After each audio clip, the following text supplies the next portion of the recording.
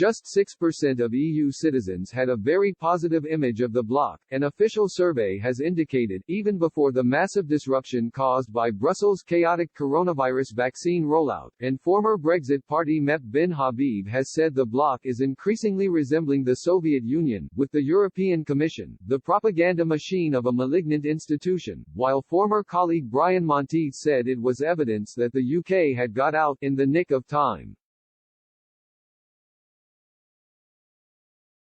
Pro-Brexit think tank Facts4EU have pored over the findings of the bloc's annual Eurobarometer survey, published yesterday, and have highlighted key areas which analysts suggest are indicative of deep systemic problems. The survey, consisting of 92 questions, was undertaken jointly by the Commission, led by President Ursula von der Leyen, and the European Parliament in October and November of last year, prior to the problems which have characterized the EU's vaccine strategy. Facts4EU editor Lee Evans said, "Migration and terrorism are not topics the EU Commission likes to talk about very much as they are not exactly areas in which the EU has exhibited competence. Nor is migration a topic on which the ordinary citizens of the EU are likely to agree with the open borders ideologues inhabiting the EU's many thousands of offices in Brussels." Nevertheless, these are the two topics at the top of ordinary people's minds.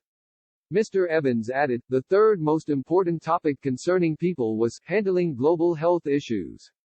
Given that since the survey was conducted last October and November the EU has made a complete mess of its vaccination program and lags far behind the UK, the USA and other countries, we suspect that this issue might now be higher up in the priorities of EU citizens. This survey must make grim reading in Brussels.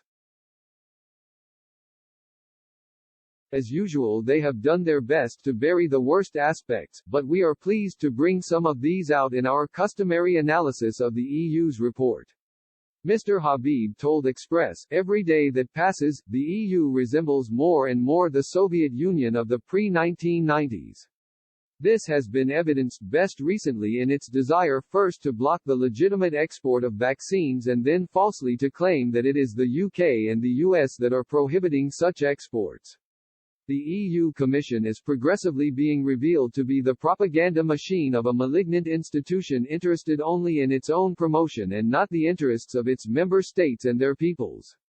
It is hardly surprising that those same people are now beginning to see the EU clearly.